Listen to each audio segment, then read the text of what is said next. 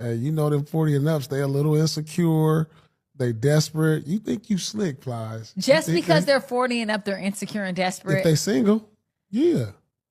That's not true. Don't say that. Then what is it? I don't think if they're 40 and up, they're insecure and desperate. If you 40 and up. What if you were married and you got a divorce? You ain't got no kids. No, what if they have kids or they got a divorce? Just because you're 40 and up don't mean you have no kids. If you 40 and up and Plies is looking for you, he know the situation. Which is what? That you a little more thirstier than normal. Your standards almost is out the window. And you got like you ain't got no room to be choosing. You got to choose who chose you. That's not true. Have you seen Bernice Burgos? The bitch looks good. I don't know who that is. She's fine. And she was just in Turks and Caicos living her best life. She looks the fuck good. She's a grandmother and she's fine as hell. And I'm telling you right now, Bernice don't have no problems with Doing nothing. What? Doing what? With having no man. This is her right here. She got a man? Do you see this lady? Okay, she got a man? I don't think she has a man, but do you see her? Paul, look at this lady. I see her. Okay, where's her man at? I don't see no other dude. She's gorgeous. Okay, she look good. Okay, where's her man at? And she's like 45 and she has a grandchild. That's a red flag. She's a red flag. Now this right here, it's the conversation nobody wants to have, especially in a culture obsessed with pretending aging doesn't exist. The truth is, a lot of women over 40 do have standards, but they're often the same standards they had at 25. The problem? The marketplace doesn't treat 25 and 45 the same, and pretending it does only leads to frustration. They say 40 is the new 20, but is it really? Or is that just what people tell themselves when reality hits a little too hard? Before we dive in, drop a comment. Are modern men more delusional, or is it the ladies? Hit like and subscribe so you don't miss what we expose next. See, this isn't about shaming anyone. It's about reality. When you've spent your best years chasing freedom, validation, or that perfect man who checks every box, eventually the pool changes. The same men who once chased you are now being chased by women younger, more feminine, and often less set in their ways. That's what creates this quiet desperation.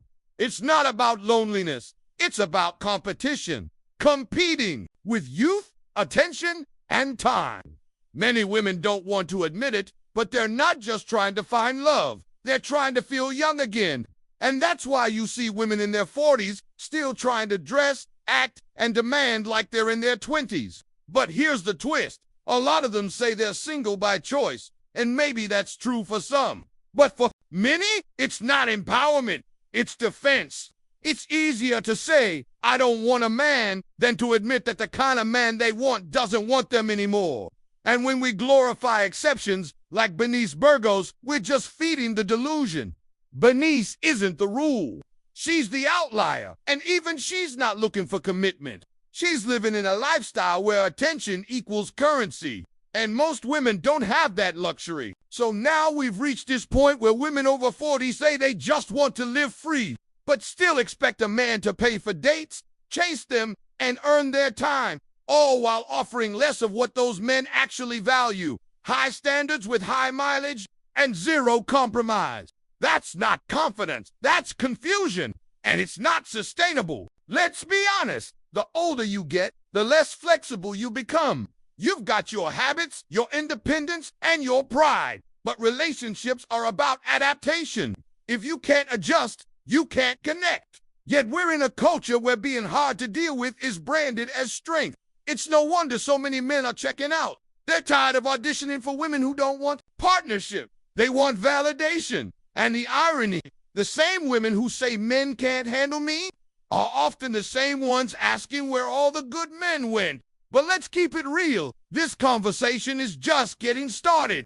There's another clip coming up that takes it even deeper. Let's jump into that one. This is 100%. Like, you get with your husband who probably messed around, right? and it happens, you know, or the woman messed around. Let's say the husband messed around. Okay. Now, y'all divorced. Then, now that you single, you go mess with another dude who won't commit to you, who doing all that other shit that you could have still been doing with your husband. And you deal with him. Make it make sense. Do it make sense? That don't make sense, right?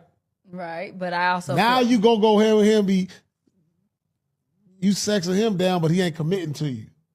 When you got a dude who committed to you, got a whole house, kids and everything, but you want to deal with his shit. Make it make sense. Now you want him back.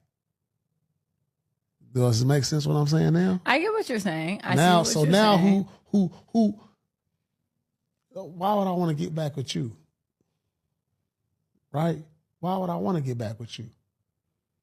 We could have worked this out, but you want to go, this is what you really wanted. You wanted to do that, but I was the one that was willing to deal with you, and hopefully you could deal with me, because like maybe I did mess up, but I wasn't leaving you. You left me. But now you get into a situation to where you dealing with that with another nigga that don't commit to you. Make that make sense. Well, I would say that sometimes there's a So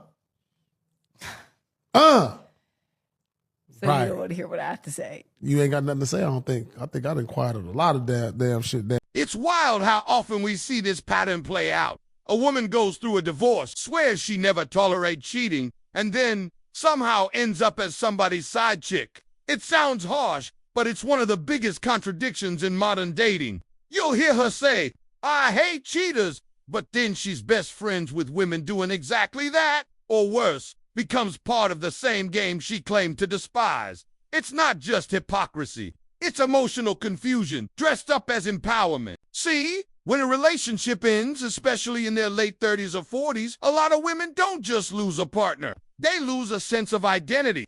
Being desired, being chosen, it becomes almost like oxygen. And when that validation fades, they chase it wherever they can find it, even if it means sharing another woman's husband. It's not about love anymore. It's about access, attention, the feeling of still being wanted. That's why so many divorced women fall into these situationships, because for them, being second choice feels better than being invisible. And that's the sad part. When the standard shifts from, "I want a loyal man," to, "I just want someone to want me." That's not freedom, that's desperation disguised as self-discovery. The same woman who once said, "I'll never be with a cheater," now says, "Well, his marriage is complicated." The same woman who said, "I know my worth," now spends years waiting for a man who only calls when it's convenient. And the irony, she still called it having options. This isn't to bash, it's to expose the pattern. Because the truth is, once you trade integrity for attention, the game's already over. And the deeper truth, many of these situations start around that 40-year mark when the dating pool shrinks. But pride doesn't. Instead of adapting, they start bending their own morals just to stay in the race. It's not that all women do this, it's that too many refuse to look in the mirror when they do. You can't call men the problem while cozying up with someone else's husband. You can't cry about cheaters while being the reason someone else's home is broken. So yeah, the desperation isn't always loud. Sometimes it's subtle. It hides behind the strong, independent label. But when actions don't match values, that strength starts looking a lot like denial. And the real question is, when did being the other woman become the new version of sport? Because if that's empowerment, then something's gone very, very wrong.